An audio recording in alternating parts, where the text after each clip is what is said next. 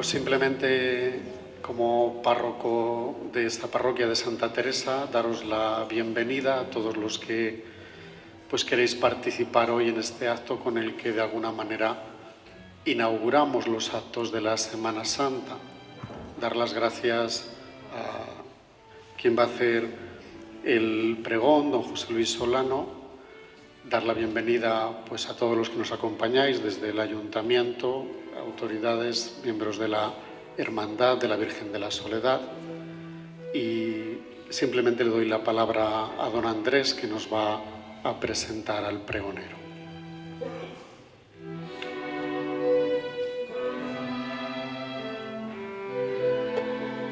Pues muchas gracias, don Óscar. Un saludo a todos los asistentes, empezando por las autoridades civiles, los miembros de la Hermandad de la Virgen de la Soledad, la directiva, las personas de la parroquia de Santa Teresa. Un saludo para todos. Un año más, la Hermandad de la Virgen de la Soledad tiene el honor de presentar el pregón de Semana Santa de Azuqueca. Dicho pregón ha ido celebrándose sucesivamente en cada una de las parroquias de nuestra ciudad desde hace ya 4 años. Este año le tocaba a Santa Teresa. Aprovecho para dar las gracias a don Óscar por las facilidades y la colaboración que ha tenido para que se celebre este acto en su iglesia. La hermandad, en su afán de ensalzar la humilde Semana Santa, viene impulsando esta celebración del pregón y procurando encargar esta tarea a personas que tengan relación especial con la hermandad, con la Semana Santa de Azuqueca y con Azuqueca. Se ha procurado que los pregoneros fueran personas capaces de transmitir, hacer llegar sus sentimientos, sus emociones y sus vivencias en relación a la Semana Santa que todos celebramos y vamos a escuchar ahora. Este año la Junta Directiva pensó en José Luis, hijo de José Luis Solano y de Florinda Provencio, personas conocidas desde hace muchísimos años en esta localidad por regentar un negocio de sastrería y comercio de confección de prendas de vestir. Además, su familia materna, establecida en Azuqueca desde la primera mitad del siglo XX, fue conocida por su negocio de fabricación y venta de piensos en los años en los que la población de Azuqueca apenas llegaba a 2.000 habitantes. José Luis es miembro de nuestra hermandad, hijo de Azuqueca, periodista en distintos medios de comunicación provinciales, especialmente conocido por su trabajo diario frente al matinal radiofónico en la emisora Es Radio Guadalajara. Su trabajo se centra especialmente en las noticias de alcance provincial y es un gran difusor y defensor de nuestras costumbres y nuestras tradiciones. Sin más preámbulos y agradeciendo su predisposición a hacer este pregón, de esta hermandad a la que pertenece, le damos la palabra al pregonero de la Semana Santa 2025 de Azuqueca de Henares, a don José Luis Solano Provencio. Muchas gracias.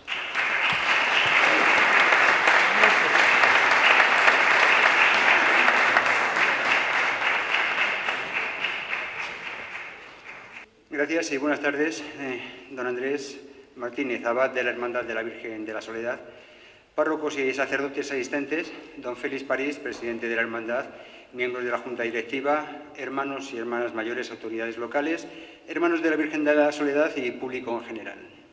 Gracias a todos por su asistencia. Cuando se me comunicó la oferta para realizar el pregón que ahora comienzo, me sentí sorprendido a la vez que, en cierto modo, sobrecogido. Por supuesto, es un inmenso honor ser la voz que desde la Hermandad de la Virgen de la Soledad anticipe la llegada de la Semana Santa a Azuqueca de Henares, pero es enorme la responsabilidad que supone dirigirme a todos vosotros, gentes de mi pueblo, hermanos en la fe y en la advocación mariana que nos une, que me habéis visto crecer como persona y como miembro de este grupo. Puede parecer fácil, a primera vista, el hecho de que alguien que se dedica a la comunicación escribe unas líneas sobre su pueblo, la hermandad a la que pertenece, las tradiciones, los recuerdos y la gente a la que conoce desde niño. Muchas voces y mucho más autorizadas que la mía ya han hablado antes y mejor de lo que un servidor podría hacerlo de esta hermandad. Y afortunadamente, en estos tiempos es cuando más fácil acceso tenemos a todo lo investigado y publicado. A imágenes y documentos que ni siquiera sabíamos que existían y que han sido rescatadas del olvido, al que quizás hayan estado condenados durante décadas o siglos. A textos que relatan historias de antaño, a vivencias que se han registrado en escritos o grabaciones para que no se pierdan. Por fortuna, decía, a día de hoy el inventario es rico y va creciendo, pero como decía también, no es mi afán el de contar lo que ya está contado y en ocasiones publicado en alguna que otra obra de magnífica factura. Por eso, puestos a redactar este pregón, he decidido hurgar en las propias emociones, aquellas que a lo largo de décadas he estado sintiendo al paso de nuestra patrona, la Virgen de la Soledad, por las calles de nuestro pueblo, cubierta con su negro manto de congoja y soledad. De mis recuerdos de infancia rescato las primeras aproximaciones a esta imagen, invadido por un sentimiento a medio camino entre la timidez y la curiosidad inocente que uno sentía al entrar en la ermita o al ver pasar a la Virgen sobre su carroza en cualquiera de las procesiones que protagonizaba. Lógicamente, a tan temprana edad, uno no sabía interpretar lo que suponía, ni la imagen en sí misma, ni el sentimiento de quienes la acompañaban. Pero el clima que el conjunto respiraba, por ejemplo, en la procesión del silencio, me hacía intuir y quizás ya sentir que estaba ante un misterio de enorme valor. Más tarde, como adolescente, fue cuando pasé a formar parte de la Hermandad de la Virgen de la Soledad. En una de aquellas reuniones en el salón parroquial que había sobre los arcos del atrio de la iglesia de San Miguel y acompañando a mi abuelo Pepe. Precisamente fue al lado de mi abuelo y lógicamente al de otros miembros de la hermandad cuando salí por primera vez portando la vara de hermano mayor, sobrecogido de una emoción y un orgullo tan solo comparables a los que siento en este momento y lugar. Recuerdo los preliminares de todo ello, incluso meses antes, colaborando en la ermita para los preparativos de las procesiones, e incluso recuerdo con mucha simpatía el tirón de orejas metafórico que recibí de parte de Julián Torres, por aquel entonces secretario de la hermandad, cuando le dije que no podría asistir a una de esas citas previas a la Semana Santa porque me quería ir con mis amigos a las fallas de Valencia. Ese año me quedé sin fallas, claro, y me alegro enormemente. También recuerdo de aquel primer año como hermano mayor la procesión del domingo en las fiestas de septiembre, esa mañana soleada en la que de punta en blanco fuimos recorriendo algunas calles de Azuqueca para agrupar a la comitiva de manera previa a la salida de la Virgen y, por supuesto, tantos otros detalles que iban uniéndose a fuego a una conciencia adolescente que ya no era ajena como la de un niño, al clima de tristeza desgarradora que desprendía la imagen de la Virgen de la Soledad en su marcha a lo largo de la procesión del silencio, sino que se sentía parte de ese pesar. Más de una década después se me ofreció de nuevo ser hermano mayor. Los tiempos habían cambiado y la hermandad se había sabido, como siempre ha ocurrido, adaptar a esos cambios. Ciertos usos y costumbres habían sido modificados, eso sí, sin renunciar a directrices básicas para la hermandad. Pedro Valdivieso, en su libro El culto a Nuestra Señora de la Soledad en Azuqueca de Henares, define esta adaptación en una sola frase, referida a la reforma de los estatutos de la hermandad que se realizó a finales del pasado siglo, diciendo que dicha reforma se llevó a cabo respetando básicamente los mismos comportamientos de antaño y haciéndose destacar ante todo el culto hacia la Señora de la Soledad, la caridad entre hermanos y el mantenimiento de la ermita donde se venera su imagen por los siglos de los siglos. Y cierro comillas. Como todos sabéis, a pesar de esta inmutabilidad en los valores y principios de la hermandad, la parte formal sí había sido reformada para que el mencionado culto a Nuestra Madre María cada vez adquiriera una mayor vistosidad. El fruto de todo ello bien lo conocemos y lo disfrutamos cada vez que acompañamos la soledad de la Virgen María en el recogimiento de su ermita, en el encuentro o en la oración. La gestión administrativa de la hermandad también había variado, e incluso el lugar donde ya hermanos y hermanas en un solo grupo nos reuníamos para la organización de los distintos eventos y para el nombramiento de hermanos mayores entrantes y salientes.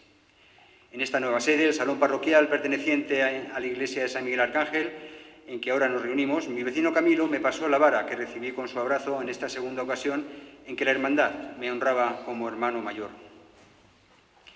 Quizás en aquel momento yo no me encontraba en mi mejor estado anímico, todo se ha dicho, pero la ilusión pudo más que los achaques, nimiedades que había que superar para, en la medida de lo posible, acompañar de nuevo la soledad de María del mejor modo que uno supiera.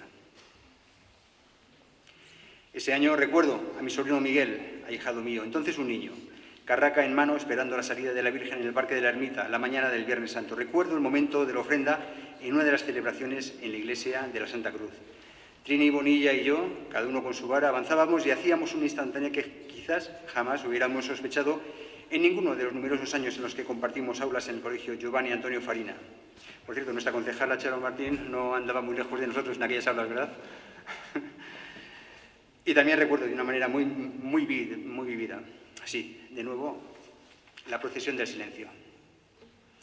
Aquella noche, la línea de los hermanos y hermanas mayores que flanquearía la bajada de la Virgen de la Soledad hasta la iglesia de San Miguel estaba formada y esperando la llegada de la imagen. Y en esos minutos de espera, en la noche de la primavera, de nuevo hacía su aparición ese sentimiento de introspección meditativa rodeado de una atmósfera de devoción que me llevaba a otras procesiones del silencio, a otras reflexiones, otro sentimiento que siempre era el mismo y que no se puede definir. Una vez más, y de nuevo, más de una década después que la vez anterior, se me llamó desde la hermandad para ser hermano mayor y de nuevo acepté ya como adulto. Y en un momento en que la perspectiva descrita me hacía contrastar tantas emociones vividas en momentos similares a lo largo de los años de un modo más sereno. Y una vez más, en la noche del Viernes Santo, de nuevo los recuerdos y las emociones se entremezclaron, enmarcados por la solemnidad del momento, la devoción y la carne de gallina, permítaseme el coloquialismo, para llegar a la conclusión de cuánto o cuán poco ha cambiado todo, para llegar a la conclusión de cuánto o cuán poco hemos cambiado todos. El cambio es algo inherente a nosotros mismos y, por consiguiente, a todo aquello sobre lo que nosotros tenemos capacidad de actuación. Y en los tiempos que corren, la velocidad a que este cambio se está desarrollando va aumentando de un modo vertiginoso.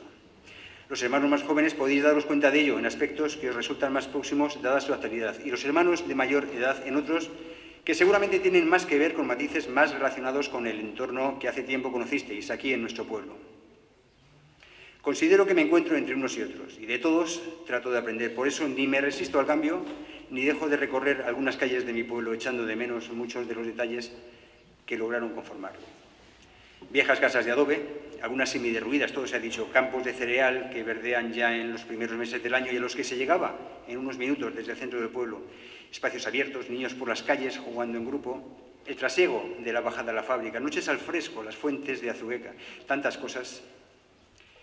Y soy consciente de que todo esto que conocí y añoro también es la consecuencia de cambios anteriores. No sé si soy preguntón por ser periodista o si me hice periodista porque siempre he sido muy preguntón. Desde siempre me ha encantado que me contaran historias relacionadas con mi entorno, mi pueblo, mi gente. Y gracias a ellas he conseguido hacerme una idea, supongo que aproximada, de la Azuqueca, que muchos habéis conocido mucho antes de que yo naciera. Como sabéis, como es inevitable, este cambio ocurrido en el paisaje ha venido acompañado de otro, esta vez relacionado con el paisanaje. Muchos de vosotros, hermanos azudenses, tenéis raíces en otras localizaciones geográficas, como también me ocurre a mí. Mis abuelos paternos eran de Marchamalo y mis abuelos maternos eran segovianos. Pero a pesar de todo ello, creo que el sentimiento de pertenencia a nuestro pueblo también es algo que nos une, porque nos ha estado vinculando desde los tiempos de aquella Azuqueca que me han contado y que, por desconocida para mí de manera directa, no puedo añorar. Esa Azuqueca que se ha ido formando y forjando con el tiempo, como a día de hoy sigue ocurriendo. Todo cambia y eso es algo que nunca va a cambiar. Pero me surge la pregunta, ¿el cambio siempre implica involución? Perdón, ¿el cambio siempre implica evolución? ¿Qué estaría yo pensando? Entendida como tal, una variación a mejor. Por supuesto, la respuesta a este planteamiento es del todo subjetiva. Por eso circunscribiré mi reflexión al ámbito que nos une hoy aquí, el de los valores y la fe. Echando un vistazo a nuestro entorno cotidiano, nos damos cuenta de que la atomización que sufrimos en nuestra sociedad es cada vez más manifiesta y avanza como una sombra. No es el caso ahora analizar los motivos del por qué cada vez nos cuesta más dejar de pensar en uno mismo, pero sí para recordar ciertos principios que nuestra Hermandad de la Virgen de la Soledad tiene desde sus comienzos.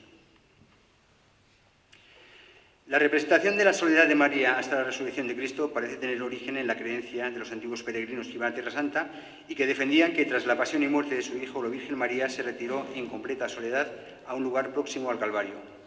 La introducción en España de esta devoción parece ser que corrió a cargo de Isabel de Valois, que cuando vino a nuestro país para contraer matrimonio con Felipe II, trajo consigo un cuadro en el que se representaban las angustias y soledad de la Virgen, y al que parece ser tenía bastante cariño. La expansión cultural castellana del siglo XVI hizo que la advocación de la soledad incluso llegara al otro lado del océano Atlántico, después de seguramente haberse propagado por otras localizaciones más cercanas. En aquel entorno, como muchas otras cofradías del ámbito católico, la cofradía del Santísimo Sacramento, la de San Sebastián, la de la Veracruz y, en definitiva, las cofradías de las que heredó su carácter y principios nuestra Hermandad de la Virgen de la Soledad, tenían un aspecto religioso y otro benéfico, y por ello en ellas participaron una enorme variedad de estratos sociales que, antes que distantes en su patrimonio, eran comunes en el auxilio mutuo. Como vemos, también nuestra Hermandad ha atravesado cambios hasta convertirse en la de la Virgen de la Soledad, pero, como introducía antes, eso no debería influir en una variación de ciertos principios presentes desde los comienzos. Por fortuna, los auxilios que propiciaban las cofradías y hermandades en sus orígenes son en su mayoría necesarios en la actualidad, pero eso no significa que no sean imprescindibles otro tipo de respaldos que, como hermanos, estamos obligados a propiciar. Nunca sobra lugar donde poder seguir aportando apoyo material allá donde se necesite, y así lo ha venido haciendo nuestra hermandad a través de la colaboración con las Cáritas parroquiales. Por otra parte, todos conocemos las vías de aportar ese respaldo material y humano a aquellos que también son hermanos nuestros, aunque no pertenezcan a nuestra hermandad. El Evangelio de San Juan nos lo explica bien claro. Mujer, ahí tienes a tu hijo o hijo, ahí tienes a tu madre. De ese modo, desde la cruz Jesucristo otorgaba a María la condición de madre de todos nosotros y a nosotros la obligación de tratar a María como a una madre y, por consiguiente, a los que nos rodean como hermanos. Por eso, quizás sea el momento de darnos cuenta de la necesidad de colaborar con otro tipo de ayudas que, por inmateriales, no son menos necesarias, y me atrevería a decir que en muchas ocasiones son del todo ineludibles. El auxilio a los enfermos también era un servicio de caridad que ha estado presente en los estatutos de las hermandades de Azuqueca a lo largo de los siglos y sigue siendo imprescindible en unos momentos en que la crisis de los principios cristianos que algunos padecen aparece como síntoma inequívoco de una sociedad enferma en sus valores. Igualdad, libertad, respeto a los demás y, por supuesto, uno mismo, cooperación, responsabilidad, compromiso, piedad, templanza, sensibilidad, amor al prójimo, honestidad, prudencia, paciencia, humildad, justicia. Son términos muy hermosos que demasiado a menudo se quedan en eso, en bonitas palabras, a pesar de que las vemos constantemente publicadas como declaración de intenciones válida para casi cualquier campaña que persiga casi cualquier interés. Pero no hay que ser un experto a la hora de leer entre líneas para darse cuenta de que lo que verdaderamente significan estas y tantas otras enseñanzas está ya reflejado no solo en las Sagradas Escrituras, sino en los hechos cotidianos de aquellos que viven la fe cristiana en plenitud. Y, por supuesto, son condiciones presentes en las virtudes de María. Por eso creo que es nuestra obligación para con nuestros hermanos en Cristo el propagar esa fe cristiana, animando a la participación desde nuestra hermandad en todo aquello que pueda contribuir a un enaltecimiento de los valores que como seres humanos todos poseemos, porque de ese modo estaremos enalteciendo nuestros propios valores cristianos. Y hacerlo con nuestro testimonio y con nuestro ejemplo, orientando nuestra intención hacia aquellos que tenemos cerca o hacia los que nos encontremos, con independencia de sus circunstancias presentes o pasadas, dándoles a conocer el verdadero significado de los valores cristianos porque, como decía Santo Tomás de Aquino, no se puede amar lo que no se conoce. Por fortuna, nuestra hermandad ha crecido y año tras año podemos ver cómo más jóvenes van tomando el relevo y la vara, amparados por la Virgen de la Soledad y afianzando comportamientos que a su vez seguirán propagando. Eso es síntoma de que en proximidad se está sabiendo transmitir el mensaje no solo como una tradición que nos junte en las celebraciones litúrgicas o que nos lleve a cantar los mayos cada año a la puerta de la ermita, sino sobre todo como un legado de vida cristiana en torno a nuestra patrona. Pero nuestra labor evangelizadora a través del ejemplo tiene que ser, en la medida de lo posible, expandida fuera de los círculos que nos resultan más conocidos, más cómodos, con la valentía de reconocernos hijos de Dios, a pesar del señalamiento más o menos explícito a que nos pueda someter esta aceptación. Al fin y al cabo, no ofende quien quiere, sino quien puede, y en nuestros principios está el perdón y el amor al prójimo. Y como no puede ser de otro modo, hacer todo esto tomando como ejemplo a María en su virtud, su entrega y su abnegación a la hora de aceptar el designio divino ante el arcángel San Gabriel, e incluso cuando Simeón le comunicó su profecía, anunciándole la gran prueba a la que el Mesías, aún un niño de muy corta edad, estaba llamado, y cómo ella misma sería partícipe del destino de su hijo. Esas palabras de Simeón fueron el primero de los 7 puñales que atravesarían el corazón de María. Pasado mañana comenzaremos la semana en que rememoraremos un año más otros 4, el que consistió en ver a su hijo camino del Calvario, el ver a Jesús crucificado, el recibir el cuerpo muerto de Cristo y finalmente dejarlo en el sepulcro. Y después la soledad. Parece impensable que el Hijo de Dios, hecho hombre, ofrezca su sufrimiento y su vida como redención de los pecados de la humanidad. Pero si hay algo que pueda tener parangón con este misterio, es el hecho de que durante el sacrificio la Madre de Dios esté sola, viviendo su particular pasión. Todo estaba a punto de consumarse, la mayoría había huido, alguno incluso había negado hasta 3 veces el conocer a su hijo, y los que con ella quedaban no conseguirían paliar el dolor de la espada que en esos momentos se hundía en su corazón. Ninguna imagen, por bella y realista que sea, expresará jamás la desesperación y el vacío que siente la Madre de Cristo en su soledad. Si acaso un sentimiento, el de la pérdida, que llega de manera inexorable y nos acerca al inmenso dolor, pero también al refugio de nuestra Madre en el cielo. Con ella ya se encuentran muchos hermanos nuestros, admirando su resignado sufrimiento y sirviéndole de consuelo, como ya hicieron a nuestro lado en tantas celebraciones. A ella le pedimos que los acoja como hijos suyos que son y que nos ayude a llevar la carga de la pérdida con la entereza que ella la supo llevar. El primer día de la semana, al amanecer, las mujeres fueron al sepulcro con los perfumes que habían preparado. ¿Por qué buscáis entre los muertos al que está vivo? Y es que no debemos de olvidar que la Semana Santa no es solo sufrimiento y pasión, sino promesa de resurrección. Y ahí también María supo darnos ejemplo de esperanza. Seguramente ella fue la única que mantuvo viva la llama de la fe, preparándose para acoger el anuncio gozoso y sorprendente de la resurrección. Por eso también debemos recurrir a nuestra Madre, la Virgen de la Soledad, en tiempos de tribulación o duda, porque ella no las tuvo, a pesar del enorme vacío, y porque sabrá guiarnos incluso del modo y por las vías que menos sospechemos. Sirva esta Semana Santa que estamos a punto de comenzar para indagar en nosotros mismos sobre aquellos aspectos que nos atribulan, sean cuales fueren las inquietudes de cada cual, y que esa indagación sea guiada por el sacrificio que vamos a rememorar y el ejemplo de María en su soledad. Pero que esa reflexión no se quede en este corto periodo de piadosa celebración, porque tal y como venía a decir nuestro obispo don Julián en entrevista hace unos días, la Semana Santa ha de ser la semana más larga del año, la que dure 365 días. Ignoro cuál va a ser el sentimiento que me sobrecoja el próximo Viernes Santo durante la procesión del silencio, pero puedo casi intuirlo. Una emoción tan misteriosa como la que sentí de niño, tan ilusionante como la que me afectaba en mi tarda adolescencia, tan reconfortante como aquella que sentí en momentos complicados y tan honda como siempre. De nuevo, en la noche de la Semana Santa azudense, imaginándome en la penumbra de al menos 8 hachas de cera blanca, como se hacía antaño, y rogando por todos nosotros, a la Virgen de la Soledad. ¡Viva la Virgen de la Soledad! ¡Viva Azuqueca! Muchas gracias y buenas tardes.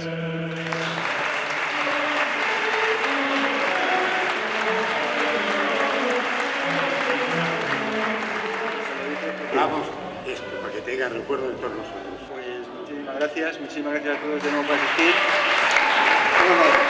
Gracias.